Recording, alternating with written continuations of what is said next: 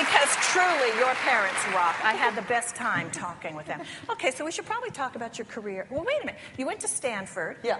Then you were a Rhodes Scholar. Yeah. And you went to Oxford, England. For pity's sake, Rachel. Yeah. You got a doctorate in politics, and then you went into talk radio. I know. Well, I got a degree from, like an honors degree from Stanford, and then immediately went to work as a barista. So it was... I could see education was very important to you. Yes, exactly. And I have to say, turning up and trying to get a job at Air America, which was the first national liberal talk radio thing that there ever was, or probably that there ever will be. Not if we have anything to say. That's true. But turning up and telling them, like, I was a Rhodes Scholar and have a doctorate in political science didn't help me toward getting the job. It just made me think I was crazy. Well, then what are you doing here? Why aren't you out being a professor or something? I said, because I really want to do talk radio. Why? I have never really aimed at anything in my life. I mean, anything long term. There's always something that I want to do next, and there's something that I want to work hard on now, and I seek out things that I want to work hard on. Right. But I have never really... I didn't set out to be in media, for example. I thought maybe I'd work for the ACLU. I was an AIDS activist growing up. And you did your dissertation on I did my dissertation on AIDS in prisons. I was a member of ACT UP, and I was an AIDS activist, and it was a very important thing to me.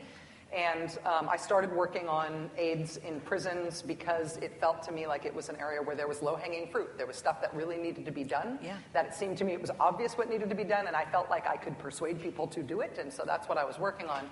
I did my academic work there, and I sort of thought that's what I would continue to do, and I started doing radio just as an odd job. I mean, I was also doing deliveries, and I was a really bad handyman, and I was digging up tree stumps for a living. That's how I met my partner, Susan, who's here. Hey, Susan. Hi, Susan.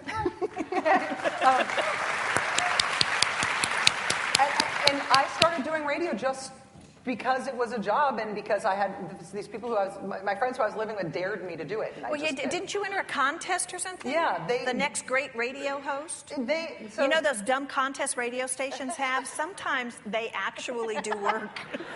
The news girl quit, and so they held open on-air auditions for a new news girl at the local morning zoo show.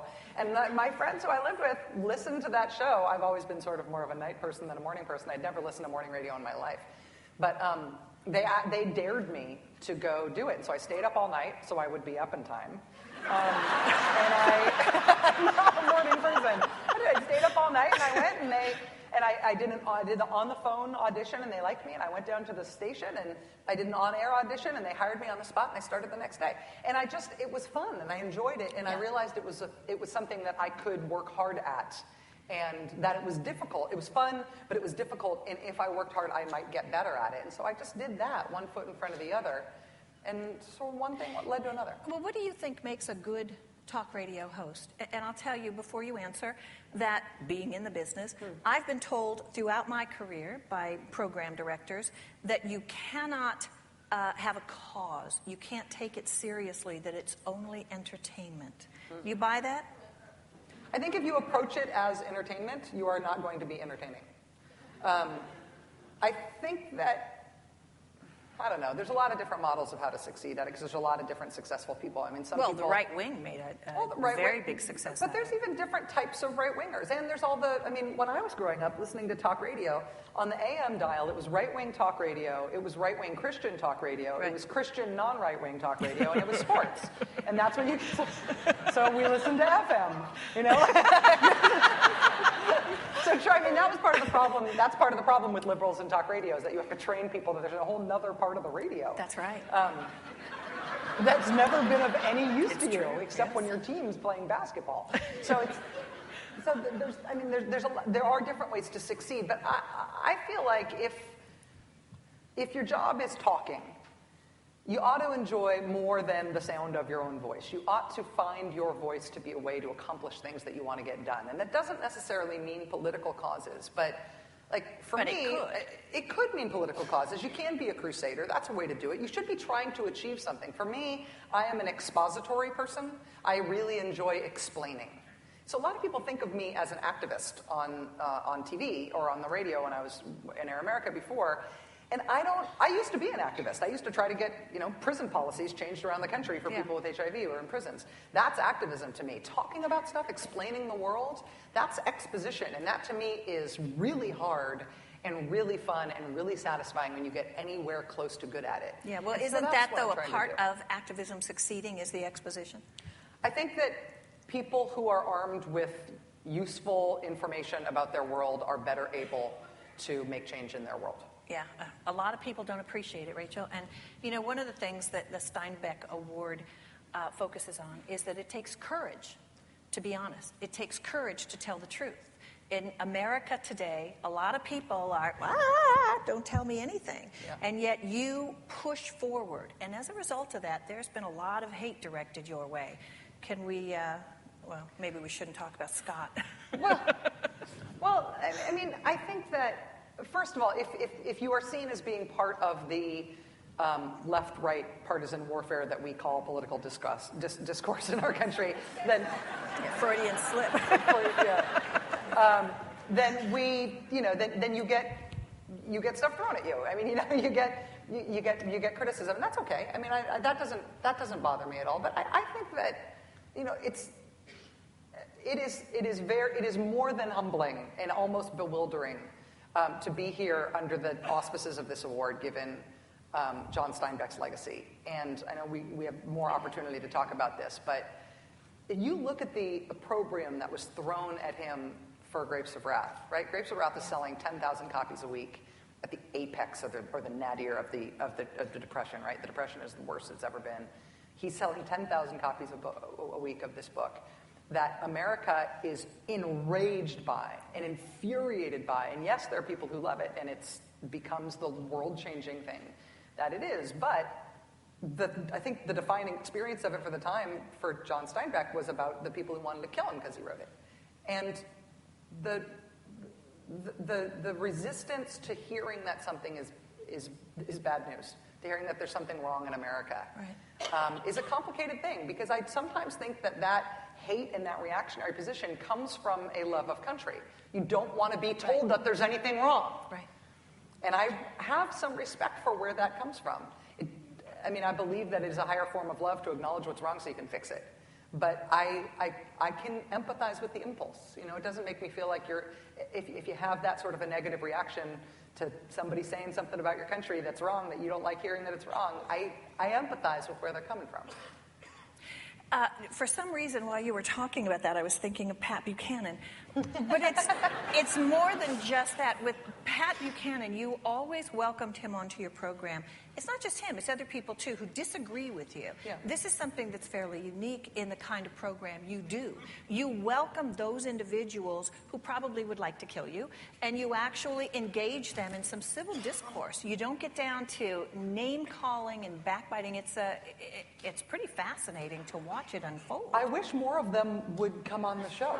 Yeah, they're afraid of you. I could get more people who disagreed with me on the show before than I can now, and that is disappointing to me, because I hoped that by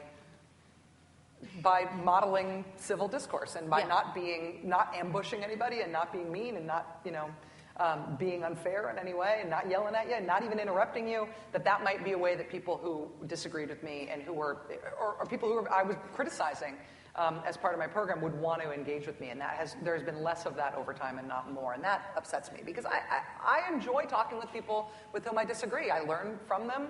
I learn if my own arguments are missing something. If I have a confrontational feeling towards somebody who I think is really doing something wrong for the country, it is much more satisfying to me to explain that to that person rather than just rant to a TV camera about it. Right. But it's hard to get people to talk, and I do think it feels like there's a risk. Oh no, I might lose the argument. I feel that too. Anytime I invite anybody on my show who doesn't agree with me, there's a risk that they're going to show me up in my own program. Has that ever happened? Probably in the eye of the beholder. I'm sure some people think that. Yeah. Have you ever had a guest on that you regretted having on?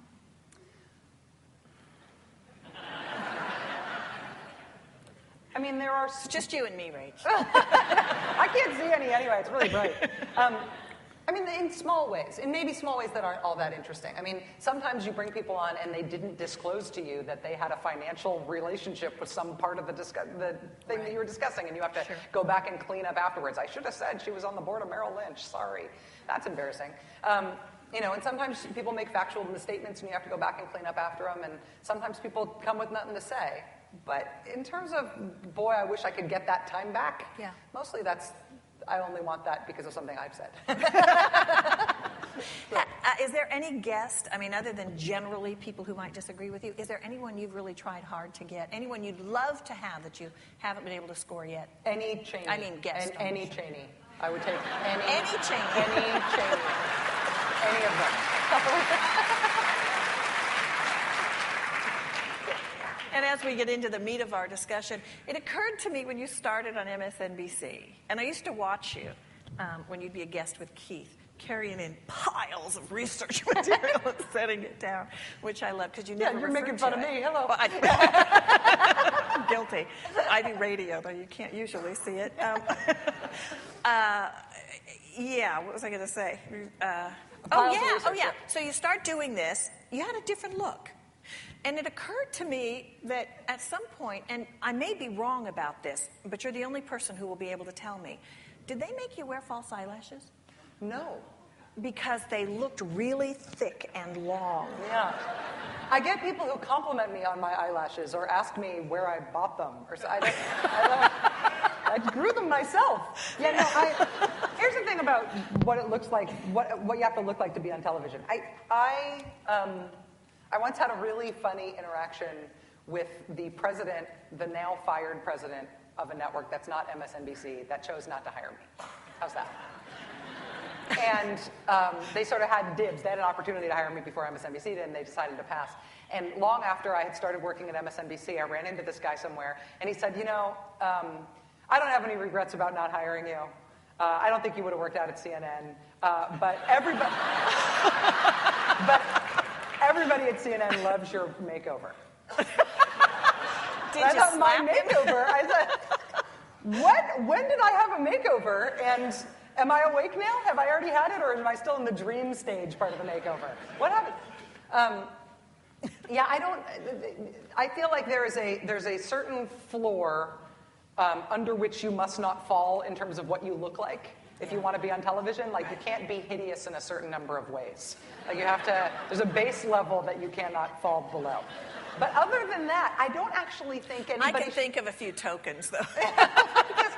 We'll talk backstage. But I don't actually think there's a reason to aim to be like at the really high end of the prettiest people on television.